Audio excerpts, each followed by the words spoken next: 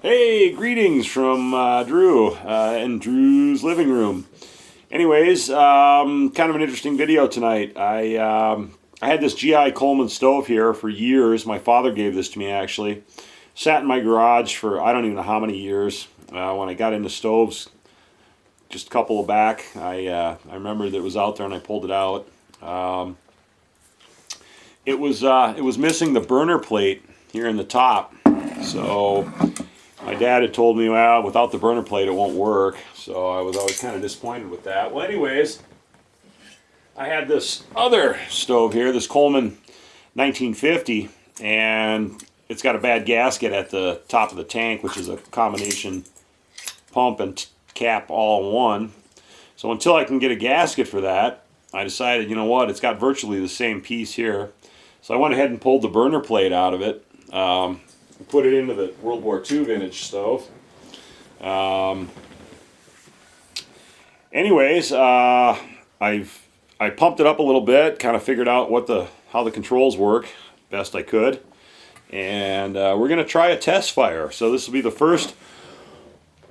Blow some of the dust off it here. This will be the first test firing of this stove in literally probably 35 to 40 years. 'Cause I know my dad had it for years before I ever got it, and I had it for 15 years longer. Anyways,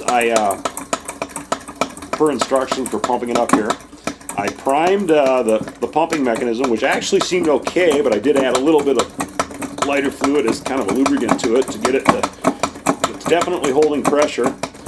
So pump this up real good here.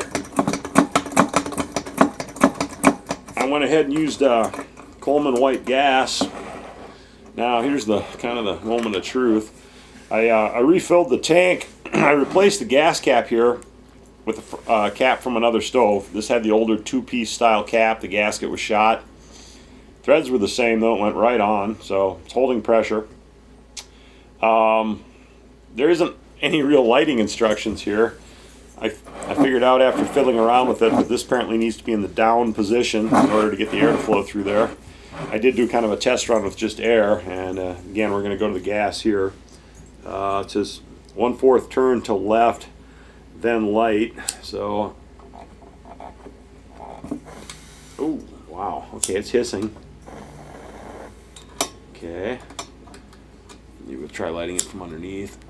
Oh, okay, yeah, she's wow, okay, yeah, she's a machine. Holy mackerel! Wow, okay. Now I'm keeping my lighter on it because it's not going to sustain a flame. We'll give it the full one quarter turn here. That's pretty impressive actually for a hiatus of that long. I took the light. Wow, okay. And we're cooking with gas. That's impressive. After flame burns blue, 3 to 5 minutes, open as far as possible. Okay. I'm actually getting kind of a greenish tint on the flame right now. So we'll let it run for a couple minutes here. I did pump it up and just kind of looked at it and made sure there wasn't any gas seeping out of it anywhere prior to lighting it. So far so good. I could, while I was waiting, read a comic book or two. Just picked up a new stack at the store. Yeah, seems like she's, wow, that's really quite good. It just fired right up. It wasn't even a challenge at all.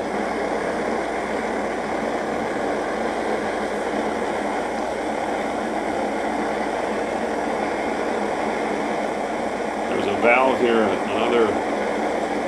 Okay, that's the turn it off valve. Okay. The cleaning. Oh, okay, yeah.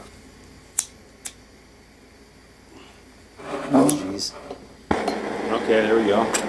That's what turns it off, so I guess this has to be down to be in the run position. Okay. It looks like we got a clean blue flame.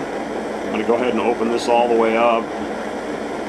Apparently there's no simmer position. It's all or nothing with this bad boy. Okay, that's all the way. That's wide open. Wow.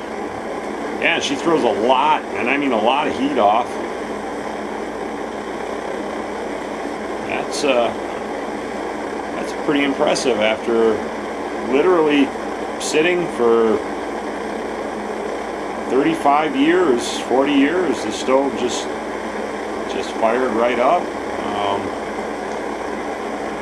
I can tell by looking at the way the flame's burning here that my dad was right. That burner shield that I took off the other stove is absolutely critical to the functioning of the stove. Kind of disperses the flame.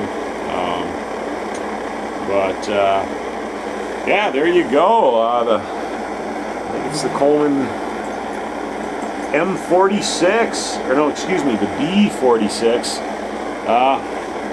Yeah, she's a runner, champ. All right, thanks for watching.